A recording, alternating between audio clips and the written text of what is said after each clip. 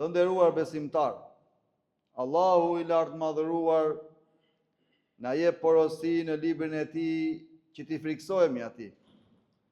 Të përgatitemi për ditën e ringjalljes, për ditën e llogaridhënies. Duhet të dimë se gjëja më e shtrenjtë është imani, besimi, dhe se imani forcohet, ngrihet dhe dobësohet. Ky është besimi që na përcjell te ne Muhamedi sallallahu alaihi wasallam, shokët e tij, ndjekësit e shokëve të tij, ndjekësit e ndjekësve të shokëve të tij, imamllarët e nderuar, dietarët, pasardhësit e imamllarëve. Duhet dim se imani, besimi shtohet me vepra të mira dhe dobësohet, paksohet me vepra të këqija. Dua të ndalem sot tek shkaqet që e bëjnë të dobët dhe e dobësojnë imanin, besimin. Dhe ka shumë faktor, shumë shkaqe që e dobësojnë imanin. Dhe ne patjetër duhet i mësojmë dhe t'i kuptojmë se çfarë ne na i ul imanin apo çfarë ne na i dobëson imanin. Shkaktarët që ne na i ulin dhe na i dobësojnë imanin janë shkaktar të brendshëm dhe shkaktar faktor të jashtëm, pra, të njeriu. Pra, faktorët e jashtëm që rrethojnë njeriu dhe faktorët e brendshëm. Faktorët e brendshëm janë padituria, ignoranca, distancimi ndaj adhurimeve, ndaj ibadeteve, dhe afrimi ku te gjunahet. Pra janë faktorë të brendshëm.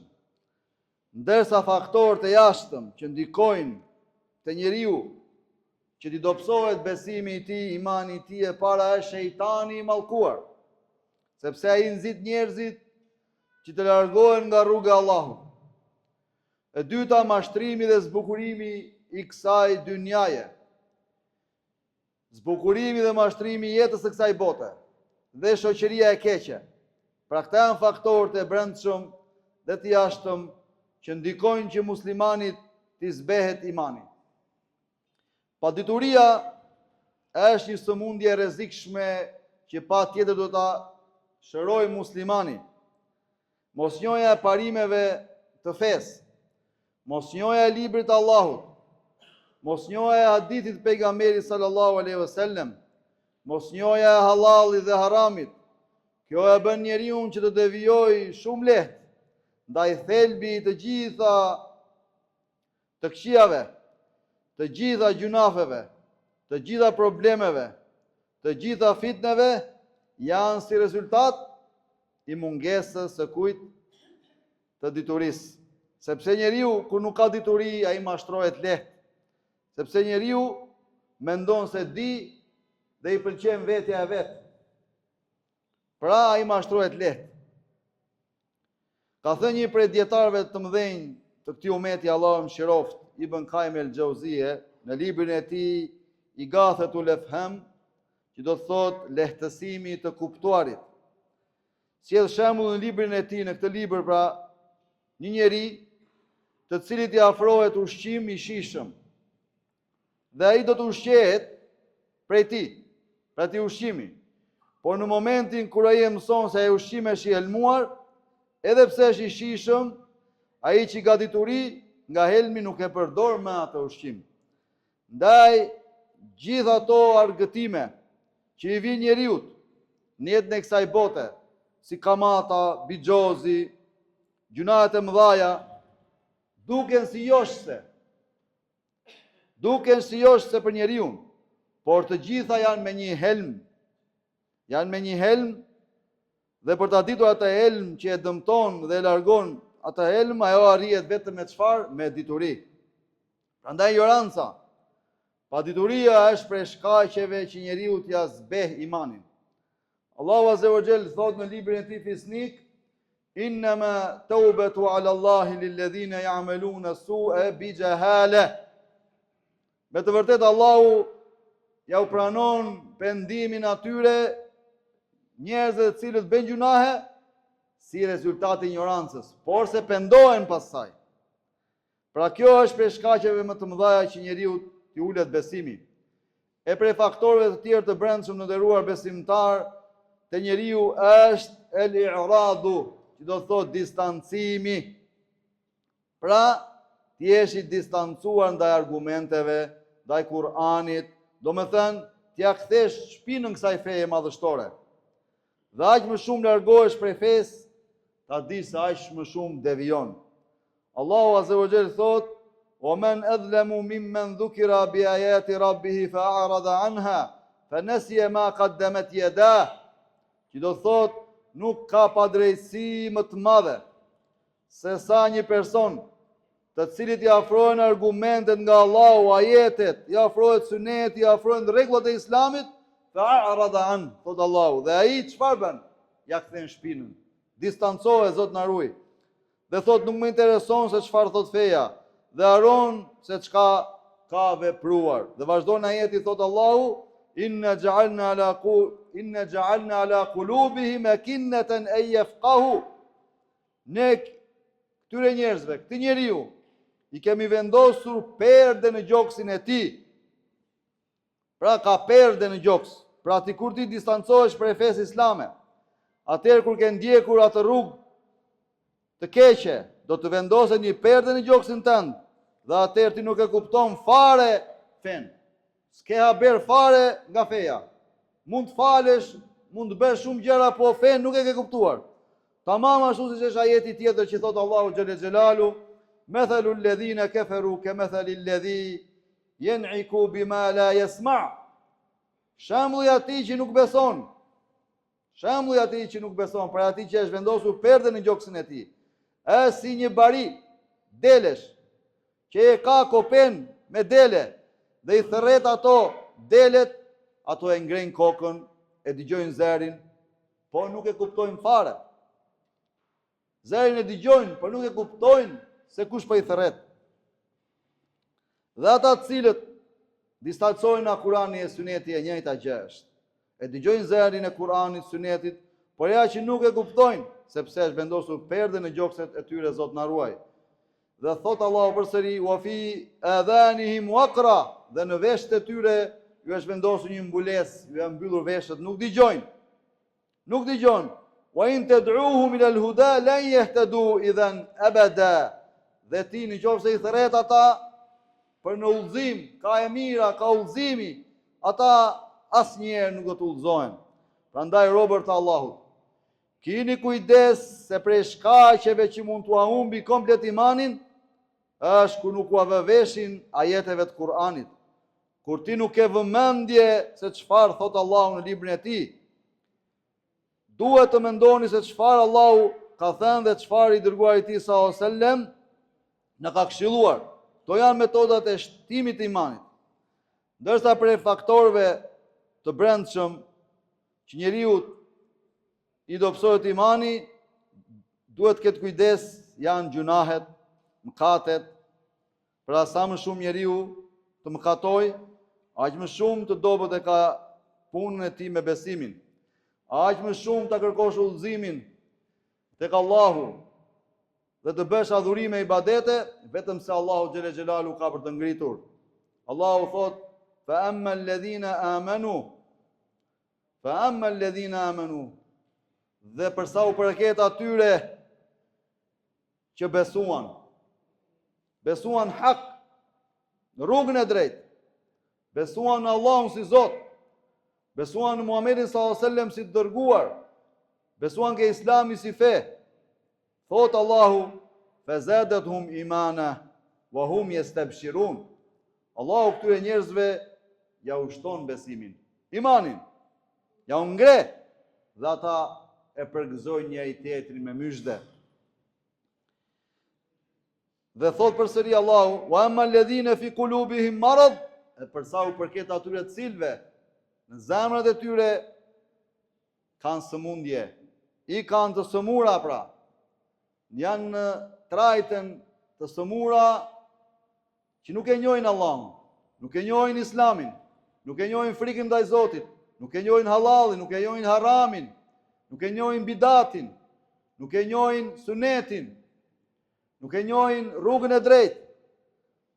Wa amma alladhina fi qulubihim marad, dhe përsa u përket atyre të cilët i kanë zemrat e sëmura, fazadatuhum rijsa ila rijsihim. Allahu thot atyre vetëm se ju thellohet.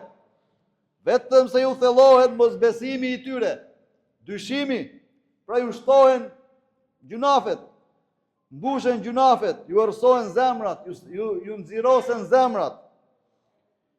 E kush e ka bërë që kjo zemër të thellohet në errësirën e shirkut, kufrit, dyshimeve, mohimit?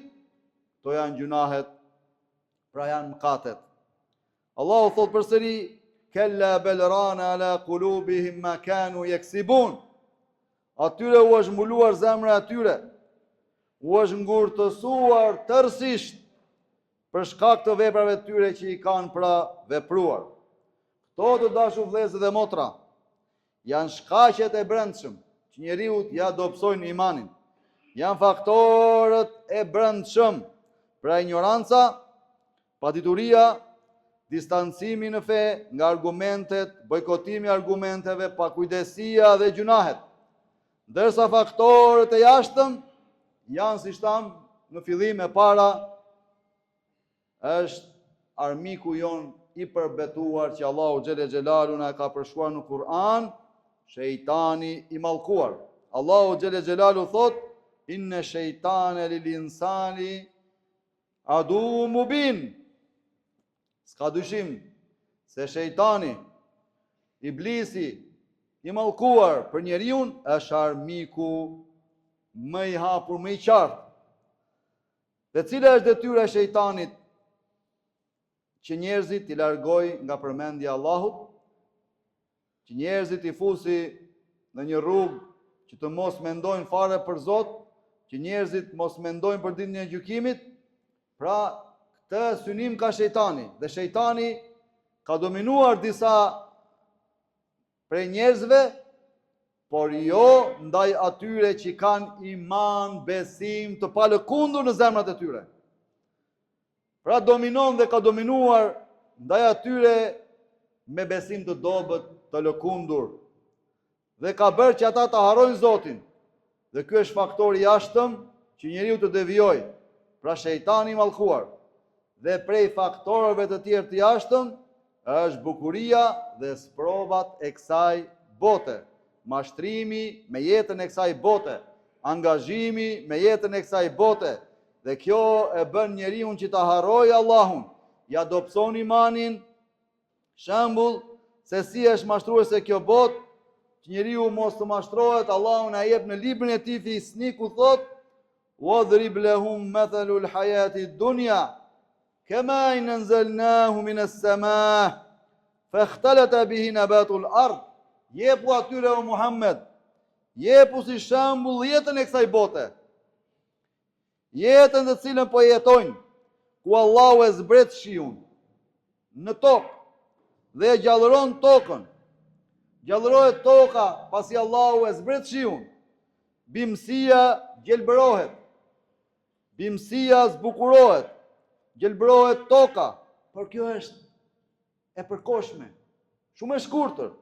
Po pastaj çfarë ndodh? Allahu thot: "Fasbaha hashiman tadhru ar-riyah." Pastaj u bë copë e shkatëruar, e tha, e merr era, dhe çdo send është e shkatëruar. Wa kana Allahu ala kulli shay'in muqtadira. Dhe Allahu është për çdo gjë i plot fuqishëm. Pra Allahu është ai që e ngjall tokën, e vdes tokën, dynjan, dhe e gjallëron atë. E vdes njeriu dhe do ta ringjall atë, do ta rikthej përsëri. Dhe Allahu na e ka sjell si sprovë këtë dynja. Dhe çfarë thot pas këtij ajeti? El malu wal banun zinatul hayati dunya. Pra pasuria. Pra pasuria që ne po mashtrohemi fatkeqësisht. Pastaj evlatët, fëmia janë stolisja, zbukurimi i jetës së kësaj bote, thot Allahu xhele xhelalu. Kjo është një mirësi, begati që na ka dhuruar Allahu azza wa xhel. Po jo të na mashtroj. Dhe që të harrojmë Allahun, të të harrojmë ahiretin, botën e përteshme. Çfarë thot Allahu xhel xhelalu më mbas? Wal baqiyatu salihatu khairun inda rabbika thawaban wa khairun amala. Dhe ajo çka mbetet më mbas, kush është? Është imani, besimi, veprat e mira, namazi, devotshmëria, sinqeriteti, respektimi prindërve, punët e mira, pra këto veprat mira që mbesin ruhen nga kush? Nga melajket. Engjëjt e Allahu xhele xhelalu dhe do të ekspozohen ditën e gjykimit për gjithë secilin për nesh. Dhe do të jenë shkaktar që ne inshallah të shpëtojmë nga zjarri i xhenemit. Dhe këto janë shpërblime më të mëdha për ne. Këto janë bazat e shpresës, themelit e shpresës. Prandaj për shkaqeve tjera që ndikon të njeriu të devijojë dhe të dobësojë imanin, është edhe rrethi shoqëror, faktori i shoqërisë, të cilën je duke ecur. Pra të kemi kujdes me të cilët shoqërohemi, se e kemi përmendur dhe do ta përmendim gjithmonë që pejgamberi sallallahu alajhi wasallam ka thënë: "El mar'u ala dini khalili, falyanzur ahadukum man yukhalal." Pra njeriu merr nga feja e shokut vet. Pra keni kujdes se me cilin shoqërojeni. Derisa një prej të parëve tanë të mirë, Sufjan al-Thauri, Allahu mëshirof, ka thënë: "Lejse shay'un ablag fi fasadi rajulin wa salahihi min sahib." Do të thotë, nuk ka diçka më shumë që mund ta shkatërrojë një njeri apo mund ta rregullojë një njeri se sa kush? Shoqëria e tij. Prandaj keni kujdes me kë shoqërojeni. Elusim Allahun të na forcojë imanin, na e shtoj besimin dhe të na ruaj nga çdo faktor i mundshëm që mund na dobësoj ose devijoj. Barakallahu li wa lakum fil Qur'anil azim wa nafa'ani Allahu li wa iyyakum mimma fihi min ayat wa dhikrin hakim. Aqulu ma tasma'un wa astaghfirullaha li wa lakum min kulli dhanbin wa su'in fastaghfiruhu innahu huwal ghafurur rahim.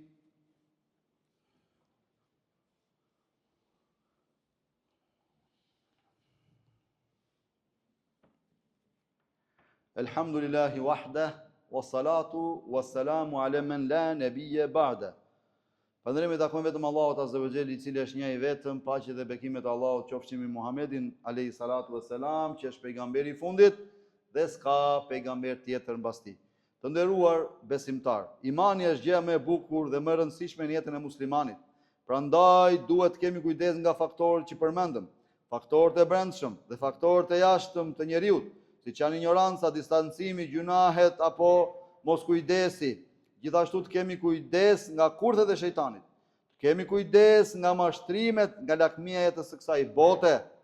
Të kemi kujdes nga shoqëria e cila mund të jetë shkak që ne të harrojmë Allahun. Dhe së fundi do të përkujtoj me një ajet madhështor që thot Allahu xhele xhelalu në librin e tij Fisnik: "Wa man a'rada an dhikri fa inna lahu ma'ishatan dhanqa." Ai i cili ja kthen shpinën Kur'anit, distancohen nga Kur'ani, nga ligjet e Allahut dhe bojkoton këtë fe, këtë din, këtë Islam, fa inna lahu ma'ishatan dhanqa. Allahu thot, ai do të ketë një jetë të shëmtuar, të zymë, të pa bekat, të pa qetë, të pa kënaqshme. Dhe vazhdon Allahu xhele xhelalu ku thot: "Wa nahshuruhu yawm al-qiyamati a'ma." Të njeri Allahu xhele xhelalu thot, do ta ringjallim ditën e gjykimit të verbër. Nuk do të shikoj dhe ai do të thot ditën e gjykimit: "Qala ya Rabbi lima hashartani a'ma wa qad kuntu basira." O Zoti im, pse më ke ringjallur të verbër kur unë isha për atyre që shikoja në dynja, unë shihja në dynja. Allahu xhele xhelal do t'i përgjigjet: "Kedhalika tatka ayatuna fanasitaha wa kedhalika al-yawma tunsa." Ty do patën ardhur argumentet tona të qarta në jetën e dynja, si thot Allahu xhele xhelalu këtij njeriu, por se ti i harrove ato, ja u ktheve shpinën, u distancove, i bojkotove, dhe kështu kësaj ti sot je i harruar, ti sot je i bojkotuar, Zot na ruaj. Pra, kështu do të harrohet personi që a kthen shpinën këtij dini ditën e gjykimit. Prandaj mos harroni të nderuar vëllezër dhe motra, obligueshmërinë që keni ndaj Allahut, sepse mund të jeni të harruar në ditën ku askush nuk do t'ju bëj dobi, askush nuk mund t'ju ndihmoj. Prandaj lut Allahun azza wa jall me emrat e tij të bukur, cilësitë e tij të përsosura absolute, të na bëjnë për atyre të cilët distancohen nga faktorët që zbejnë imanin, na bëj për atyre që distancohemi nga faktorët që e ulin imanin, na bëj për atyre të cilët bën veprat e mira që e shtojnë imanin, na bëj për atyre Allahu xhelle xhelalu që do të jemi të qetë ditën e gjykimit. Elusim Allahun na ndihmoj, na udhëzoj, na drejtoj, na ndihmoj, t'i përmirësoj moralet tona, t'i përmirësoj çështjet tona në familjet tona. Elusim Allahun t'i ndihmoj muslimanët dhe muslimanat kudo që ndodhen ata, sidomos në këto kohë traziras e fitnesh, sidomos në Palestinë, vëllezër dhe motra tona. Allahu ja u let soft atyre, mos i harroni ata në duat tuaja. Elusim Allahun t'i mëshiroj të gjallët tanë, të vdekurit tanë. Wa sallallahu ala sayidina Muhammad sallallahu alaihi wasallam.